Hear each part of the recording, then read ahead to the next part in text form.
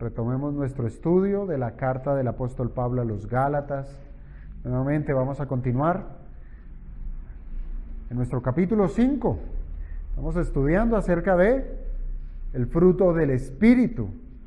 Entonces es preciso, hermanos, que hagamos nuevamente lectura del capítulo 5, versículos 22 y 23. Gálatas 5, 22 y 23.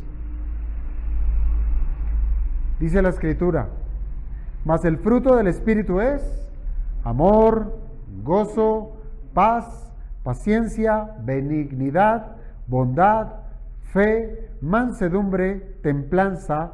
Contra tales cosas no hay ley.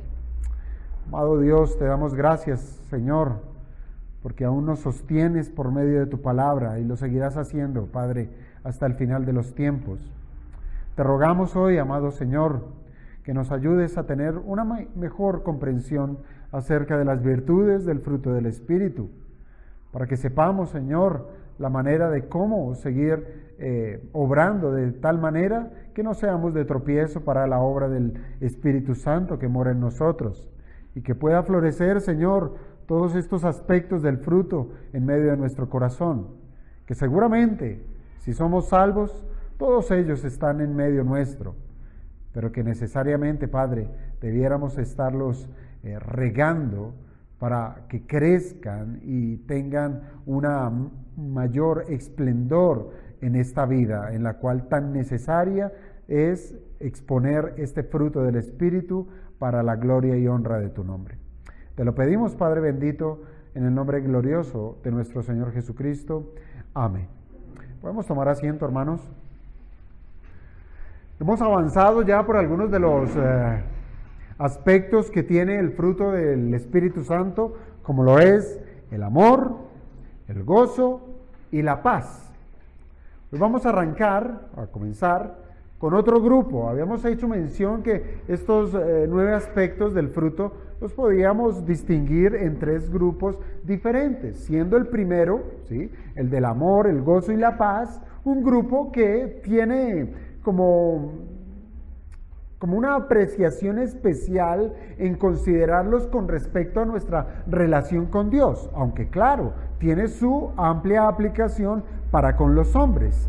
Pero siempre cuando nosotros abordamos lo que fue el tema del amor, del gozo y la paz, lo primero que pudimos distinguir es que se trataban de aspectos en donde Dios se relaciona con nosotros los hombres y vemos de manifiesto el amor de Dios, el gozo de Dios y la paz de Dios que redunda en el corazón del creyente. Ahora vamos a pasar a otro aspecto, y es el aspecto de las relaciones entre nosotros los hombres, entre los cuales obviamente también debemos expresar el amor, el gozo y la paz. Pero hay elementos que son del diario vivir, ¿sí?, que son muy cotidianos y muy necesarios para poder refrenar las obras de la carne, para poder refrenar nuestra naturaleza pecaminosa y tener la expresión del amor de Cristo en medio de los hombres. Como cristianos, hermanos, nuestra meta aquí en la tierra, ¿cuál es? Glorificar a Dios, ¿sí? Dios creó al hombre para su gloria. Dios creó el universo para su gloria. Dios dio su palabra escrita para su gloria. Todo lo que Dios hace, todo lo que Dios provee es para su gloria, incluyéndonos a nosotros mismos. Nuestra meta aquí en esta tierra es darle la gloria a Dios. Y la manera de hacerlo que el Señor ha dispuesto es que manifestemos su imagen. Que seamos lo que Dios quiere que seamos, reflejar la imagen de Dios, de tal manera, hermanos, que debemos redundar dándole la gloria a nuestro Dios a la manera de Dios, no a nuestra manera, sino como Dios quiere transformar nuestras vidas, lo que Dios quiere que nosotros seamos y actuemos, hablemos y pensemos para que así estemos haciendo netamente la voluntad del Señor y así llevándole la gloria, el reconocimiento a nuestro buen Dios. Recordemos, hermanos, que la vida cristiana no se trata de seguir un manual de reglas. Hay muchos quienes han interpretado el cristianismo como eso, como seguir reglas, ¿sí? Toca congregarme, toca orar, toca leer la Biblia, toca. Y lo que nos estamos volviendo es en religiosos fríos, ¿sí? Son religiones frías, son religiones pragmáticas, son religiones que netamente lo que hacen es abandonar la letra del espíritu de la ley por abrazar solamente la letra de la ley. La vida cristiana es más allá que un manual de reglas. Pues de ser así, hermanos, cualquier hombre bien intencionado, lo pudiera hacer sin importar que no fuese salvo, ¿cierto? Encontramos a personas que no son salvas que pueden seguir reglas, ¿sí? Pueden seguir las reglas de un trabajo, las reglas en una casa, etcétera. Pero si eso lo lleva a su entendimiento de una vida religiosa, no podemos decir que por seguir reglas esa persona es salva. Además, hermanos, esa naturaleza pecaminosa de todos los hombres le incapacita para hacer lo que es bueno.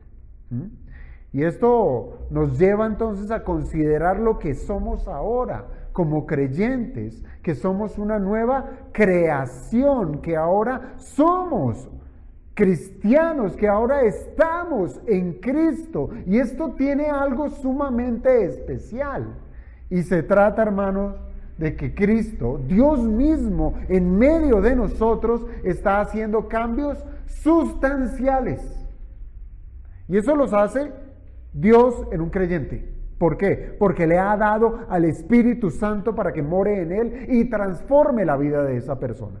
Entonces esto se trata de cambios sustanciales que, al ser imposibles para nosotros, es necesario ese agente externo para que los haga posibles. Y óigame bien, digo externo en el sentido que no proviene de nuestro esfuerzo, porque el Espíritu Santo está en medio de nosotros, es una obra interna, pero digo externo en ese sentido, que se trata de algo que no es de nosotros, ¿sí? Sino que se trata de la obra de Dios por medio de su Santo Espíritu que mora en medio de cada creyente.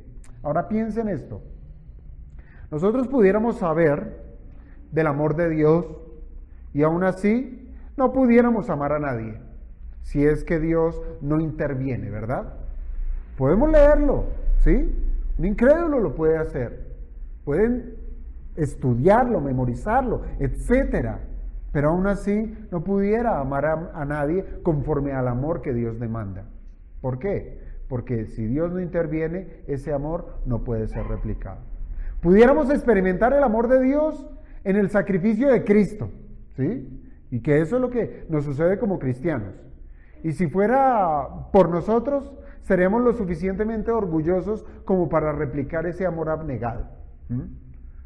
Cristo nos amó. Por medio de su sacrificio se entregó completamente y aún así en nuestro pecado pudiéramos negarnos a amar a otros.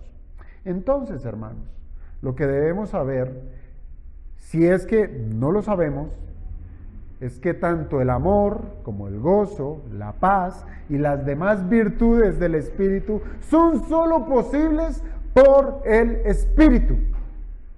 Esto no lo podemos olvidar. Son como una buena semilla que el Espíritu planta en todo aquel que ha sido sellado por Él. Y con el tiempo, y con la dedicación, y la misma práctica, y con la exposición a las Escrituras, nos hará a cada uno más diestros en la manifestación de cada una de las perfecciones de lo que el Espíritu sembró.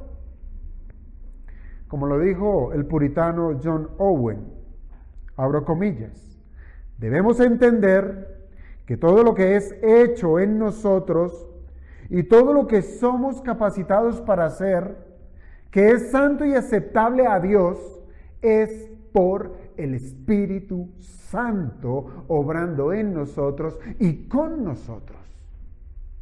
Es Dios obrando en medio del creyente. Hermano, todo esto lo digo a manera de recordatorio antes de seguir con las siguientes virtudes.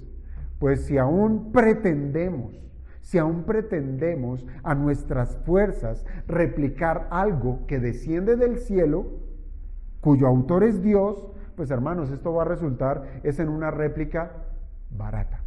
Una réplica barata, que como una estatua que es hecha de cera, que se puede parecer muchísimo, muchísimo al original. Yo no sé si ustedes han visto, no les digo que han viajado, yo tampoco, pero han visto esas estatuas de cera que son pero idénticas. Se para la persona al lado de la estatua y uno dice, no se sabe cuál es la de verdad, ¿sí? Pero usted ponga la estatua de cera con la mínima exposición al sol y eso se convertirá en un desastre.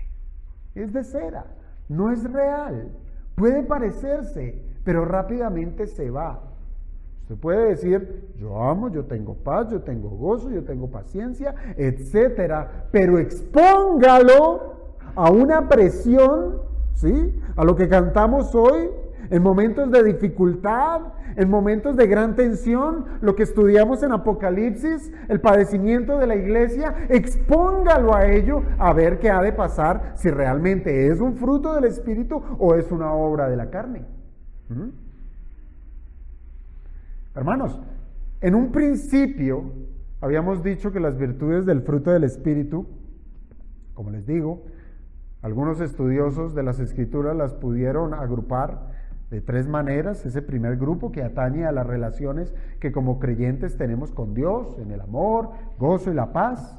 Viene el segundo grupo, que son las virtudes, que son más relevantes cuando nos relacionamos con el prójimo, que son la paciencia, la benignidad, la bondad. Y el tercer grupo, que son aquellas virtudes del fruto que hacen parte de nuestra vida íntima, de nuestra vida personal, es decir, de nuestra intimidad, lo que es nuestra fe, lo que es la fe, la mansedumbre, la templanza. Y a partir de hoy, hermanos, nos vamos a adentrar con esas manifestaciones del Espíritu que por medio de su obra, transformando nuestro carácter, nos va a ayudar a relacionarnos con otras personas. Mire, originalmente el Señor creó al hombre un ser social, ¿sí? Y lo vemos, siempre el hombre busca socializarse, pero por causa del pecado, esa socialización se volvió conflictiva, muy difícil. Se ve necesitado, ve la necesidad del otro y aún así hay fricción. Piensa en el matrimonio, ¿sí? Matrimonio es ello, es un pacto de compañía, como ya lo hemos estado estudiando y aprendiendo, pero aún así en medio de los matrimonios hay fricciones, hay dificultades, hay peleas, hay caos. ¿Por qué? Por el pecado, por el pecado. Pero aún en medio de eso, el Espíritu Santo viene a obrar en medio del creyente para que eso que está roto, que está perdido, que está dañado, sea restaurado. Y eso es lo que vamos a evidenciar en esos tres elementos de la paciencia, de la benignidad y de la bondad. De saber cómo es que debemos relacionarnos con otras personas. La paciencia, la benignidad y la bondad, hermanos, siempre deben estar presentes en nuestras relaciones personales, si es que decimos tener el Espíritu de Dios. Siempre deben estar. Y piénselo, hermano, piénselo usted como creyente. Si usted tiene la seguridad de que es creyente, y seguramente usted va a pensar, al igual que mí, decir, sí, yo he sido paciente, pero llega un punto en que la impaciencia me agobia. Yo soy bueno, pero es que se pasan conmigo y yo ya no puedo. Son virtudes que quizás las hemos experimentado, pero llega un punto de quiebre en donde ya no las estamos disfrutando. ¿Y esto por qué es? Porque nos salimos del gobierno del Espíritu. Así de simple. Nos salimos del gobierno del Espíritu. Nos dejamos sobrellevar por las presiones, nos dejamos llevar por el abuso del mundo quizás sobre nosotros, nos dejamos llevar aún por la dificultad, por las circunstancias difíciles, agobiantes, y preferimos quitar nuestra mirada de Dios y la pusimos en las circunstancias y empezamos a obrar en la carne. Entonces, hermanos, tenemos es que volver nuestra mirada a Jesucristo, tenemos que volver nuestra mirada a la Biblia. ¿Sí? ¿Cómo hemos de saber mantenernos, sostenernos en la paciencia, en la benignidad y en la bondad? Si se tratan de virtudes que son perfectas y que provienen del Espíritu, pues debemos es acudir al Espíritu, no a nuestro entendimiento vano, pecaminoso.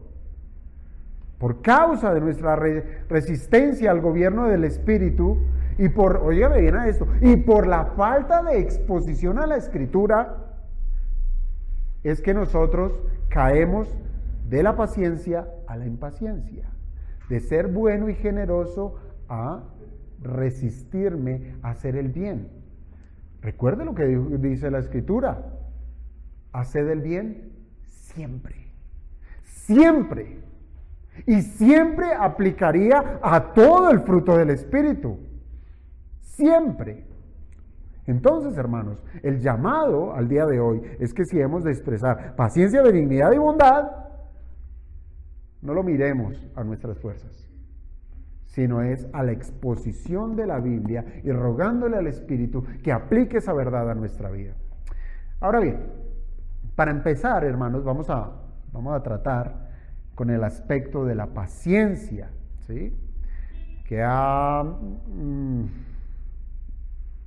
decir verdad se relaciona mucho con la virtud de la paz. Yo no sé si de pronto usted lo haya notado. La paciencia y la paz tienen algo parecido, pero aún así son diferentes, ¿sí? Son diferentes.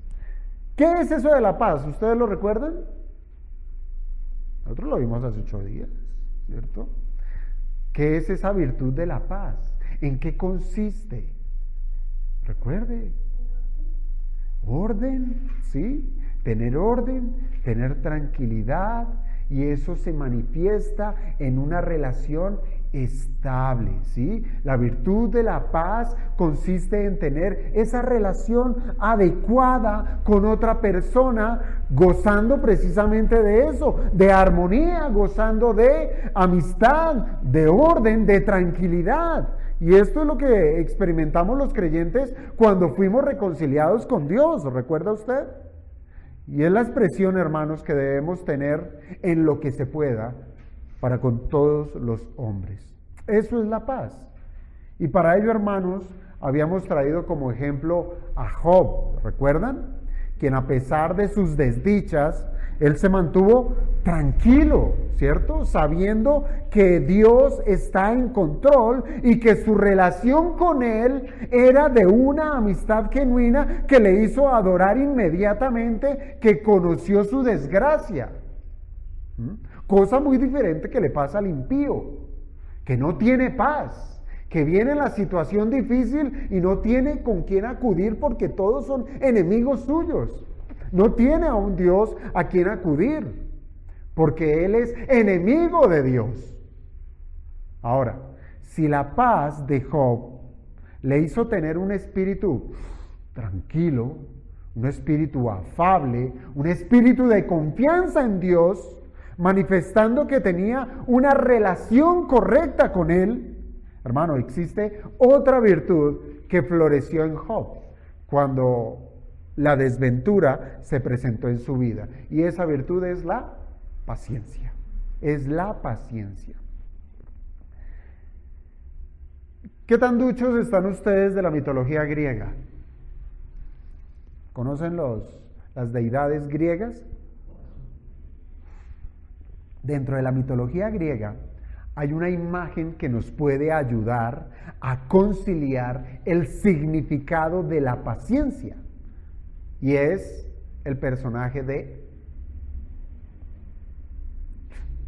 nadie. Atlas. Atlas.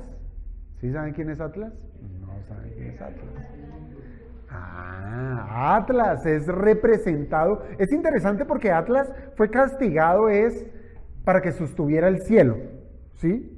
Pero artísticamente siempre ha sido representado a menudo en una posición ya muy conocida. ¿Cuál es esa posición? Un hombre de rodillas, con la espalda encorvada, esforzándose por soportar el peso del mundo sobre sus hombros. ¿Sí? Ahí. ¿Sí? ¿Ya lo recuerdan? Atlas. Él es Atlas. Y con esa imagen podemos nosotros acercarnos al entendimiento de lo que es la paciencia.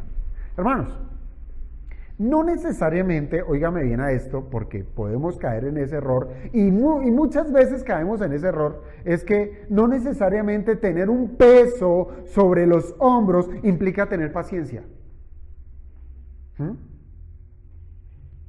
Porque si usted está renegando, si usted está maldiciendo, si usted está maldiciendo al que le puso esa carga, si usted está buscando la manera rápida de cómo deshacerse de ese peso impuesto, usted no está teniendo paciencia. Usted está resistiendo. Resistencia es eso. Está haciendo resistencia, mas no está siendo paciente. Tener un gran peso sobre los hombros no siempre implica tener paciencia. Lo que hace a una persona paciente es su condición, ¿sí? Es el ánimo con que está soportando ese peso. Allí está el aspecto de la paciencia, ese ánimo con el cual está soportando ese peso. Y esto lo digo, hermanos, ¿por qué? Porque la palabra que utiliza el apóstol Pablo aquí para paciencia es la palabra griega macrotumia. Macrotumia, esa es la palabra griega, donde macro, que es macro, ¿cierto? Algo grande, algo largo, ¿cierto? Y tumia, esa es la más fácil, ¿qué es tumia?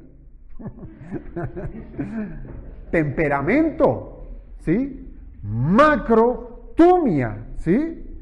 Largo, grande, temperamento. Así es que macrotumia identifica a aquel que tiene esa capacidad de mantenerse con buen temperamento. Pudiéramos decirlo de una manera literal, es largura de ánimo. Largura de ánimo. Eso es paciencia. Por eso yo les digo que paciencia es tener ese ánimo para soportar algo pesado, algo difícil. Ahora, teniendo esto en cuenta, consideremos el fruto de la paciencia. ¿Qué es eso del fruto de la paciencia? Pues hermanos, la paciencia es la cualidad de permanecer firme, inamovible, bajo las presiones. Entonces usted está ahí pensando en Atlas, ¿sí? Las presiones, con un buen ánimo, También puede ser entonces traducido, o más bien, la Biblia también traduce la palabra macrotumia como constancia. Constancia, de donde se deriva precisamente esa palabra de constante. Manténgase constante, que significa estar parado donde siempre, sin cambios. Eso es una persona constante, una persona firme, rigurosa, que no se mueve ni a la derecha ni a la izquierda, que se mantiene allí con buen ánimo. Hermanos, como creyentes, somos llamados a esto. Qué duro, ¿no? Qué difícil. Como creyentes somos llamados a ser pacientes ante lo que se nos ponga sobre nosotros. A ser pacientes ante las relaciones que tengamos los unos con los otros, a ser pacientes ante las providencias que el Señor ponga en nuestro camino, a ser pacientes ante las dificultades de todo ámbito, Se nos ha llamado a que seamos pacientes. Un ejemplo de paciencia es Dios mismo. Es Dios mismo. Y la paciencia, el ejemplo de paciencia que nos ha presentado el Señor, nos la presenta en esas dos instancias. En una, soportar a un enemigo, y dos, en sufrir penalidades. Y las dos nos las presenta Dios como un ejemplo, tal como lo experimentó nuestro Señor Jesucristo. Por ejemplo, si nosotros vemos el primer caso de soportar a un enemigo, podemos dirigirnos a la carta de Romanos, capítulo 9, Romanos 9, versículo 22. Romanos 9, 22. Solo voy a leer el 22, aunque la pregunta se extiende más allá. Dice Romanos 9, 22. ¿Y qué si Dios, queriendo mostrar su ira y hacer notorio su poder, porque Dios lo puede, porque Él es justo? ¿Y qué si esto, si Él queriendo mostrar su ira y hacer notorio su poder, soportó con mucha paciencia los vasos de ira preparados para destrucción? Paciencia, ¿sí? Aquí tenemos paciencia.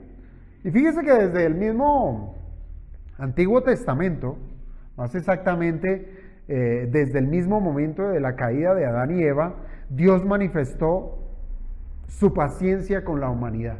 Desde allí, de ese instante. Pues los méritos de ser consumidos por la ira de Dios fueron claramente visibles por Adán y Eva y por todos los hombres de ahí en adelante. De todas las eras, toda la humanidad dio méritos suficientes para caer delante de la ira de Dios. Y aún así, Dios mantuvo su ánimo ¿de qué? De querer salvar a criaturas pecadoras y enemigas suyas. Plan de redención, ¿sí? El plan de redención. Él lo preparó desde antes de la fundación del mundo. Creó al hombre, lo creó recto, lo creó bueno, y el hombre pecó. Y en ese pecado, que es violencia contra Dios, que es un enemigo de Dios, aún el Señor, Dios, se mantuvo paciente para con los hombres, para salvarlo, para salvarnos. Y como ven aquí, hermanos, la paciencia de Dios aún es vigente, aún la podemos ver, aún la experimentamos nosotros mismos. Pues cada día que vivimos en este mundo podemos admirar en la bondad del Evangelio cómo Dios pacientemente soporta la maldad de los hombres llamándolos al arrepentimiento. Y recuerda que lo leíamos en Romanos 5, que aún siendo enemigos, aún siendo pecadores, Él nos amó.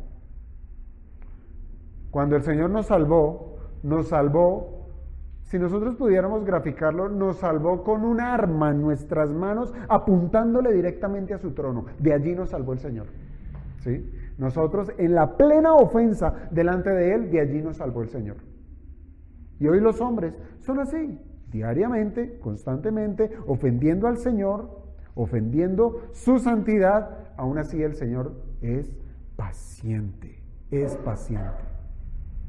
Cada uno de nosotros hemos sido objetos de la paciencia de Dios. La hemos vivido, la hemos experimentado, por lo cual, hermanos, debiéramos ser ¿qué? Agradecidos, ¿verdad? Agradecidos de haber sido guardados de su ira.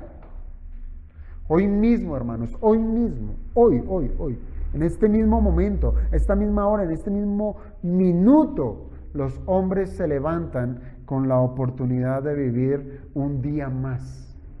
¿Por qué? Porque Dios ha sido paciente. Dios les ha permitido vivir mientras lo que merecen es ¿qué? Morir.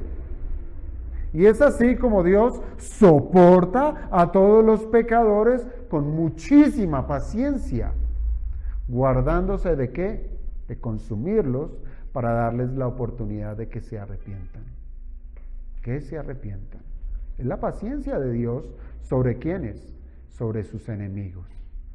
Fíjese cómo el apóstol Pablo llama en este versículo que acabamos de leer de Romanos 9:22, cómo llama a los hombres. ¿Cuál es la expresión que utiliza para referirse a los hombres? Vasos de ira. Preparados para la destrucción. Vasos de ira son recipientes donde solo cabe, preparados, donde están diseñados es solamente para recibir ¿qué? La ira de Dios, preparados para ser destruidos. Y esto es, hermano, porque son enemigos de Dios, que cada día de vida lo desperdician en maquinaciones y en obras que afrentan a quien les ha dado la oportunidad de un día más de vida. Y aún así, Dios les continúa prolongando sus vidas, ofreciéndoles perdón y colmándoles de beneficios. Dios hace salir el sol sobre justos e injustos. Dios le da de comer al justo y al injusto. Dios le da trabajo al uno y al otro. ¿Por qué? Porque los está llamando al arrepentimiento. Su paciencia. Entonces, tenemos como ejemplo a Dios mismo, como la paciencia, que es una característica, una perfección de Dios, Dios la quiere compartir para con los hombres, para que repliquemos de su paciencia, para que seamos pacientes con nuestros enemigos. Con nuestros enemigos. Ahora, la segunda manera, o el segundo ejemplo de cómo Dios nos insta a expresar la paciencia es de la manera que nuestro Señor Jesucristo soportó las penalidades en este mundo. En un mundo que desde su incursión, nuestro Señor Jesucristo, este mundo lo rechazó tajantemente. Lo rechazó. Pero no bastó solamente con su rechazo, porque rechazar pudiera ser sencillamente en dar la espalda y seguir mi camino. ¿Sí?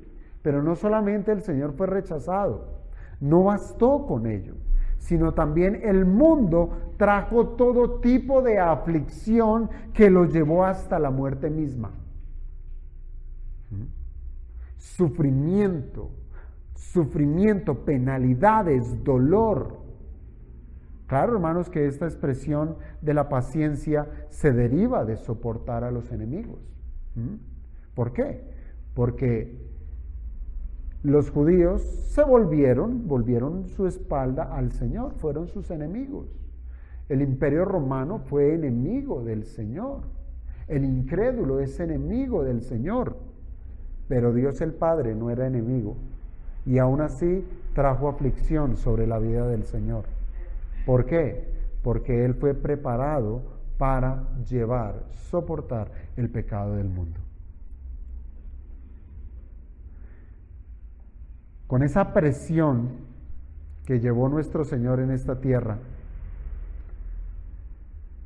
Él estuvo dispuesto a no perder el ánimo. Él mantuvo el ánimo en medio de las dificultades que se pueden presentar de parte de un enemigo. Él se mantuvo firme. Incluso en ese momento duro, cruel de la cruz, cuando el Señor fue levantado en esa cruz, el Señor profirió palabra de bendición diciéndole: Padre, perdónales porque no saben lo que hacen. Paciencia, paciencia. Y seguramente, hermanos, ese capítulo 53 del profeta Isaías es la más amplia evidencia de los sufrimientos de Cristo. Y aún con ello se manifiesta la paciencia de nuestro Cristo cuando dice: enmudeció y no abrió su boca. Hermanos, recuerden en el Antiguo Testamento cómo el Señor acabó con sus enemigos, hacía abrir la tierra para consumirlos, enviaba plagas sumamente prodigiosas de gran poder para devorar a los que hacían mal a su pueblo. Y aquí este mismo Dios enmudeció y no abrió su boca. Este mismo Cristo que sufrió hasta lo sumo, no perdió jamás su postura. Se mantuvo firme, al punto de llevar sobre sus hombros los pecados del mundo. Y aún así, su semblante no decayó. Se mantuvo firme. Él fue preparado desde antes de la fundación del mundo, en lo que se conoce como ese pacto intratrinitario, en donde Él se ofrece por los hombres para ser sacrificado. Ya teniendo su naturaleza humana en este mundo de aflicción, siendo perseguido, vituperado, golpeado, masacrado, aún Él se mantuvo firme, llevando el pecado del mundo. Y no se echó para atrás. Tampoco de sus labios brotó ninguna maldición. Ni cuando, óigame bien, ni cuando la ira de Dios cayó sobre él.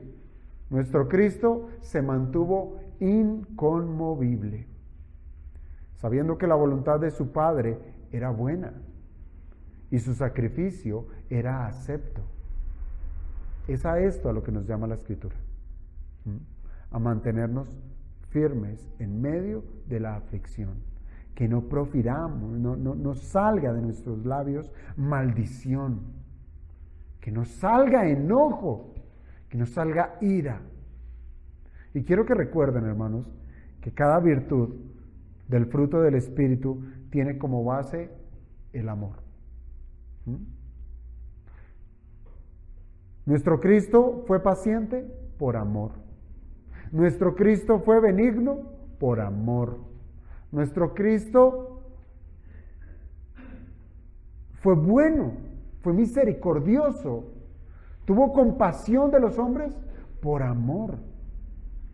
Entonces, así mismo, hermanos, para manifestar la paciencia solo puede ser posible por el vínculo del amor. En el momento en que nosotros dejemos de ver al otro con ojos de amor, las demás virtudes ya pierden su esencia. ¿Cómo hemos de tener paciencia con alguien que no amamos? Es muy difícil. Recuerde bien lo que dijo el apóstol Pablo allá en 1 Corintios 13, versículo 4. El amor es sufrido.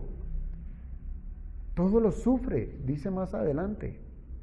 El amor es sufrido. Y esto implica, hermanos, tener la capacidad de soportar el dolor que infringen los otros. Y óigame bien a esto. Y también está en la capacidad de soportar las imperfecciones de los demás. Por amor. ¿O es que acaso somos perfectos nosotros aquí en la tierra? No lo somos.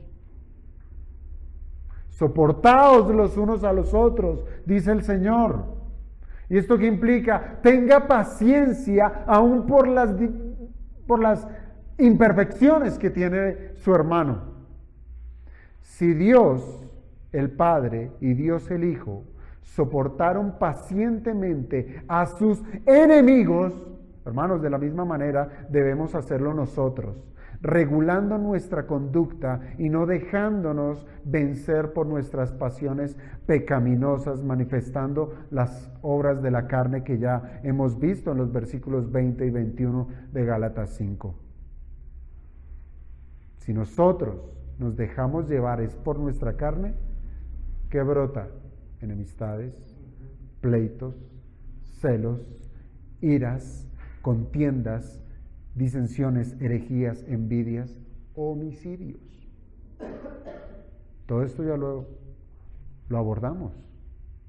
Entonces, mire ya cómo es que el Señor nos está diciendo, para que ustedes no experimenten esto, aunque ya lo había dicho el apóstol Pablo, andad en el Espíritu y no satisfagáis las obras de los deseos de la carne. Y es esto mismo, para que usted no tenga pleitos, iras, celos, homicidios, etcétera. Sea paciente por el Espíritu, por el Espíritu. Pero lamentablemente, hermanos, cada una de las manifestaciones de pecado dejan ver es la falta de amor. La falta de amor. Así es que no debiéramos nosotros mirar por nuestra propia causa, ni por las ofensas que recibimos. Más bien, en esas experiencias, cuando somos heridos, recordemos que primeramente nosotros herimos el corazón de Dios con nuestro pecado y aún así el Señor nos soportó. El salmista, al reconocer precisamente el carácter paciente de Dios, él dijo de Dios que Él es lento para la ira y rico en misericordia. Y eso lo encontramos en el Salmo 103, que Dios sea lento para la ira y rico en misericordia, hermanos, nos va a ayudar a entender que ante la agresión que podamos recibir de otras personas, debemos mantenernos libres de la ira, ser lentos para la ira. Eso es ser paciente también. Ser lentos en acalorarnos, lentos en levantar peleas, en levantar conflictos, guardando nuestro buen ánimo. El tiempo que sea necesario mientras recibimos cualquier opresión, cualquier calumnia que nos provoquen los demás. Eso es paciencia. Si es esto lo que debemos guardar, y lo guardamos en nuestro carácter, es decir, lo manifestamos en nuestro carácter, sin perder los estribos por causa de nuestros enemigos, entonces, hermanos, no sería difícil asumir esa misma posición cuando las providencias de Dios en nuestra vida se hacen difíciles. Claro, yo les decía, son muchos elementos en los cuales hemos de soportar. Y la paciencia, al igual que todas las virtudes del fruto del Espíritu, se han de expresar todos los días de nuestra vida en esta tierra. Así es que la paciencia se trata de un asunto que debe ser permanente. Usted dirá, bueno, si el tema es soportar a mi enemigo, pues lo evado. Pero es que no es solamente el enemigo, no es solamente el mal vecino. No es solamente los que quieren causarle dolor a su vida, sino también está Dios, que trae providencias, ¿sí?, a nuestra vida, que hacen que a nuestro parecer son difíciles. Por ejemplo, piense usted en la enfermedad, la providencia del Señor. O en la muerte de un ser querido, una providencia del Señor, que causa dolor. O también cuando el Señor toca el ámbito económico, o la opresión de un gobierno tirano, providencias del Señor, ¿cierto? Y en estas providencias también debemos mantenernos pacientes, negándonos al desespero, negándonos a la ansiedad, negándonos al enojo, ¿cierto? Eso es paciencia. Y fíjense que en el momento cuando nosotros estudiamos la carta de Santiago, nosotros tuvimos oportunidad de aprender que el Señor ha de trabajar en la vida del creyente en el aspecto de la fe. Ha de probar la fe, ha de pulirla, ha de limpiarla, ha de expresarla de una manera mejor, y para ello trae algo muy particular, y son las pruebas. Las pruebas. ¿Cuántas veces oramos, Señor, dame fe, ayúdame a confiar más en ti? Y el Señor lo hace, pero nosotros nos resistimos es a la manera en que Dios lo hace, porque el Señor ha de probar nuestra fe por medio de las pruebas. Una fe genuina es probada por Dios, tal como el oro, ¿sí? o un metal precioso es pasado por el fuego para quitar sus impurezas y que el resultado sea la manifestación de algo mucho mejor. Dios interviene. Entonces no necesariamente es darle la espalda a nuestros enemigos, sino que debemos también hacer frente a las providencias de nuestro Dios. ¿De qué manera? Con paciencia.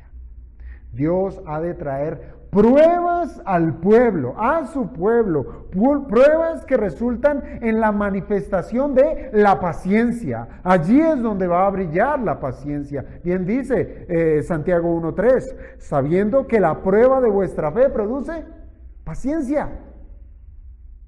Cuando somos probados, eso, si somos creyentes, si tenemos el Espíritu Santo, ¿qué va a producir? Paciencia.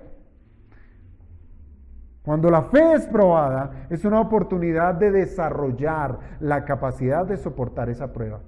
Así es que no miremos las pruebas como algo también de lo cual debiéramos saltarnos, sino ver es una oportunidad más de desarrollar la paciencia.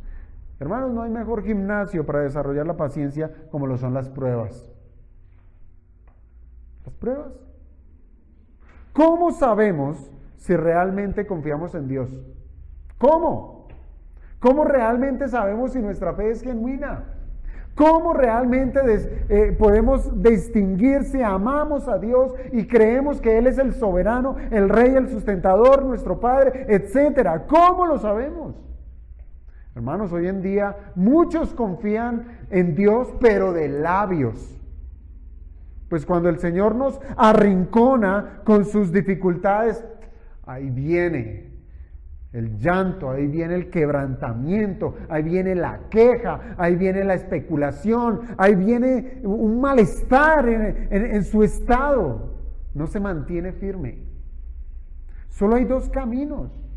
O nos ejercitamos en la paciencia o nos desesperamos. No hay más. No hay más. Cuando somos pacientes, hermanos, estamos demostrando que confiamos plenamente en las promesas de nuestro Dios. Solamente allí.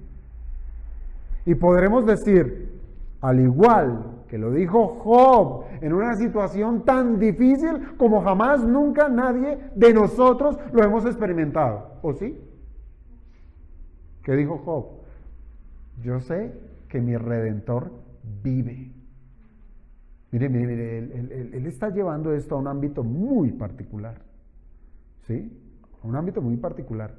Toda su vida material, todo su aspecto físico fue arrasado. Pero él estaba viendo algo más allá de lo material. Él estaba evidenciando algo en el cual él tenía seguridad de su alma.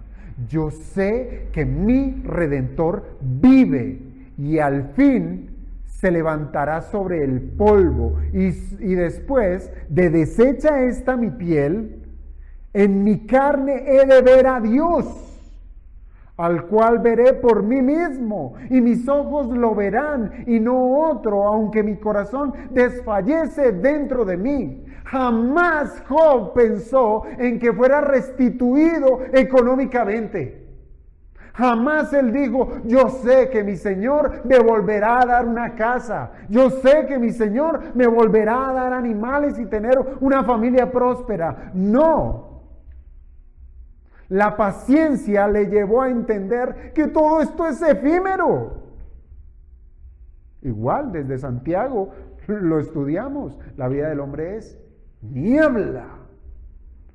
Niebla. Hoy usted está acá. Hoy yo estoy acá. Salga usted allá y verá que puede tropezarse, caerse con el andén, esnucarse y ahí quedó. Y usted sufriendo, ¿y yo qué voy a hacer para pagar el colegio de los niños? ¿Y yo qué voy a hacer para pagar el arriendo? Y no yo el problema que tengo con el vecino. Ahí quedó todo. Ahí quedó todo. La paciencia nos lleva, nos permite ver más allá de los problemas. La paciencia nos permite evidenciar a ese Cristo que está sentado a la diestra de Dios Padre. La paciencia nos permite tener una expectativa de esperanza, de saber que desde el mismo cielo descenderá nuestro Redentor y nos llevará a su presencia. Y en mi carne he de ver a Dios, es decir, porque tengo la plena convicción que Él me resucitará. Las circunstancias de Job no eran las mejores, ¿o sí? No, ¿cierto? No eran las mejores. Y en estos versículos que leí de Job 19, 25 al 27,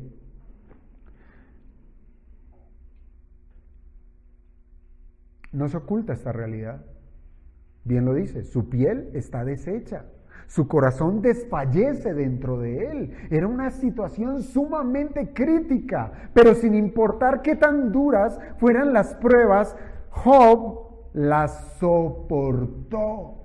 La soportó porque su confianza estaba puesta en su Redentor, en aquel que tenía el poder de librarle de la esclavitud del pecado y de la miseria del mundo. Él sopesó que lo más terrible para su vida era ser un enemigo de Dios, no ser pobre.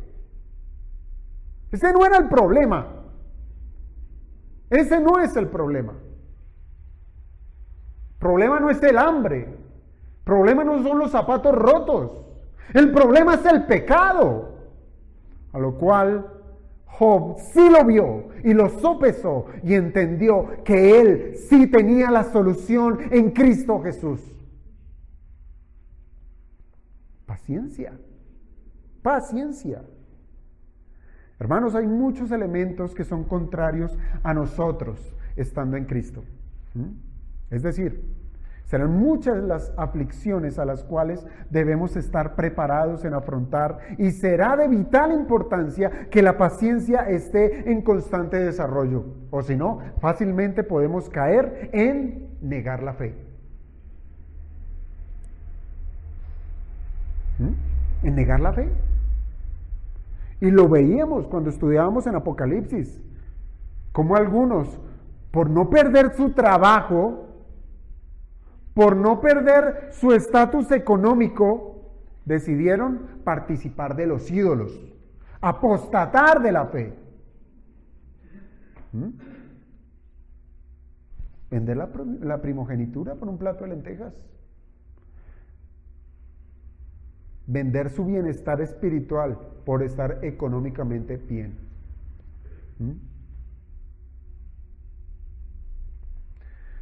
Piénsalo de esta manera. Pablo llegó a una encrucijada en su vida, ¿sí? Él llegó como cuando llega uno, o lo muestran en una película, o bueno, qué sé yo, cuando llegan a un punto en donde el camino se abren dos, una Y, ¿cierto? Pablo llegó a esa encrucijada. Él dijo, ¿qué mejor será?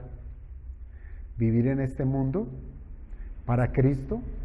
Sirviéndole como testigo, sufriendo por el Evangelio, padeciendo aflicción en medio de los hermanos para alentarles, avivarles, que conozcan al Señor? ¿O es mejor estar en la presencia de Cristo? ¿Qué hago? ¿Sí? Hermanos, tanto lo uno como lo otro es sumamente loable, porque el objetivo es el mismo, es el de glorificar al Señor. Así es que, hermanos, si nuestra mirada está puesta en nuestro Salvador, en querer agradarle conforme a su palabra, esto será usado por el Espíritu para que aprendamos a soportar lo que sea, sabiendo que llegará el día en que seamos tomados a la presencia de Dios. Usted, como yo, si ha sido salvo por el Señor, usted tiene un trabajo que hacer en este mundo. Usted no ha sido llamado a ser un hijo que venga, que allí está su habitación, su televisor, que quiere papito, ¿De ser atendido? No. Usted ha sido llamado a ser un siervo del Señor y tendrá que pasar aflicción. Pero confiad, dijo el Señor, que yo he vencido el mundo. Motivo para ser paciente. Tendremos aflicción en este mundo siempre y cuando hagamos lo que hemos sido llamados a hacer. Lo que sea. Pero mientras tanto, hermanos, que estamos en este mundo viviendo penalidades por causa de nuestro pecado, por causa de la mundanalidad, por causa de el diablo y sus tentaciones, por causa de nuestra fe, por causa de predicar a Cristo, por causa de las pruebas que el Señor traiga. Mientras tanto, debemos ser pacientes, esperando la venida del Señor. Dios ha de producir paciencia, la cual será cultivada para que crezca paulatinamente hasta que ésta sea completa, hasta que se perfeccione. Así es que, hermanos, no interrumpamos el proceso que Dios tiene con nosotros. Si nuestro plan es huir de las aflicciones, si ese es nuestro plan, es como si quisiéramos salirnos del salón de clases donde el Maestro Universal nos capacita para reflejar el carácter de Cristo. La materia que estamos aprendiendo es la paciencia, pero es necesario completar el proceso, el cual durará toda la vida que Dios nos permita tener sobre esta tierra. Incluso, hermanos, piensen esto, a esos santos que sufrieron en esta tierra, pasando aún hasta por el martirio, nos dice el libro de Apocalipsis, que esas almas clamaban por la vindicación frente a sus enemigos. Y ya estando ellos en la presencia de Dios, a ellos se les manda a que sean pacientes. Apocalipsis 6:11. Se les dijo que descansen todavía un poco de tiempo hasta que sea completo el número de sus consiervos y sus hermanos, que también habían de ser muertos como ellos. Y lo que quiero decir con esto es que la paciencia siempre ha de ser ejercitada y no debiéramos demorarnos en trabajar en ello. Puede que ocurra que no veamos avances significativos, que por el contrario, cada vez que viene la prueba, pareciera más bien como un golpe contundente que nos deja en el suelo, pues en vez de sacar lo mejor de nosotros, sale lo peor, y eso resulta frustrante. Pero, hermanos, si realmente somos esclavos de Cristo, cuando estemos en medio de los sufrimientos, recordemos que nuestra posición en Cristo es que somos de Él, que estamos en Cristo, que Cristo sigue trabajando en nuestro carácter por medio de su Espíritu. Él está obrando.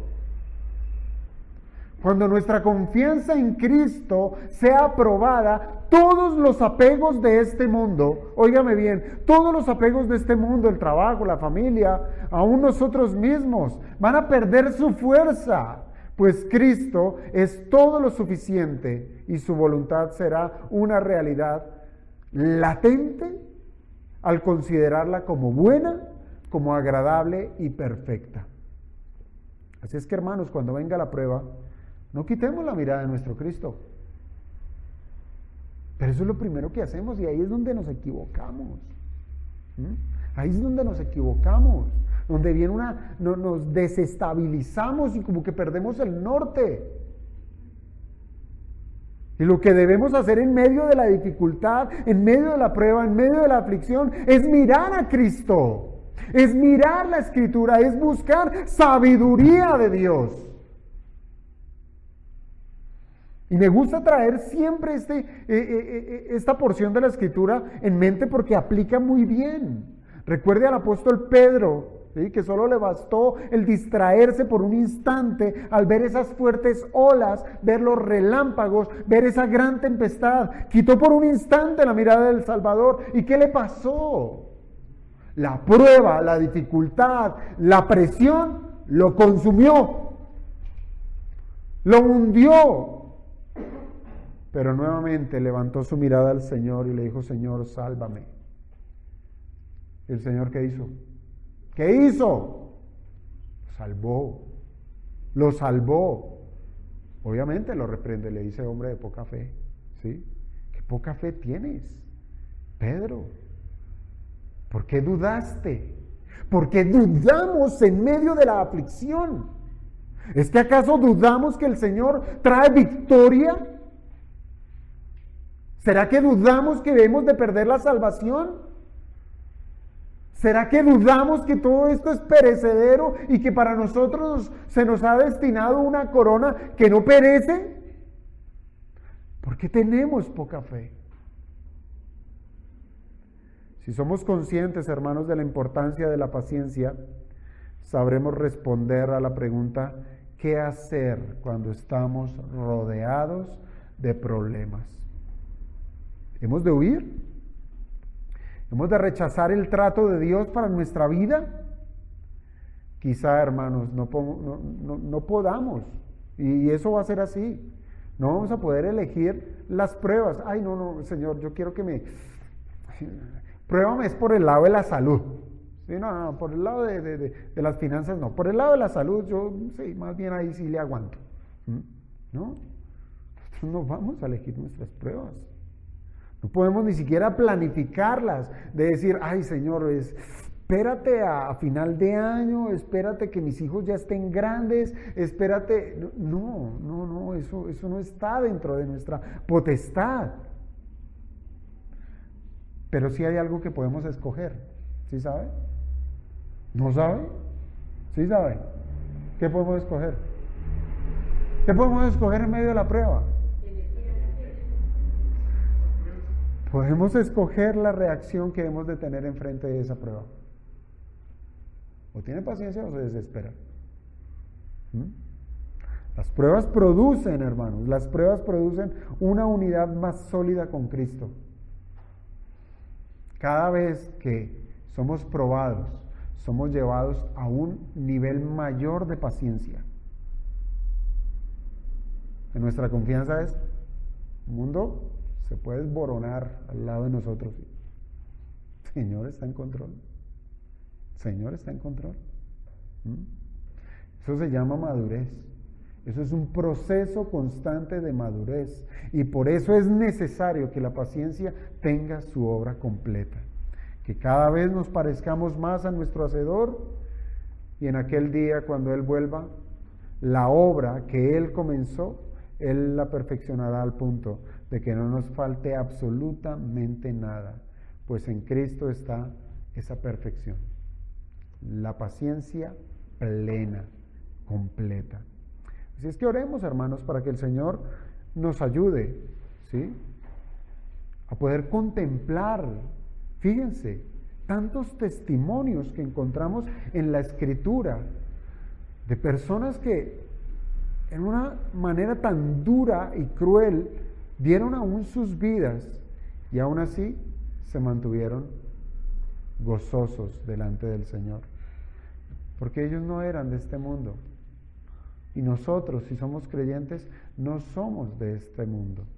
Por tanto, pidámosle al Señor que por medio de su palabra y su Espíritu, aplicándola en medio de nuestra vida, nos haga más pacientes en tiempos de dificultad.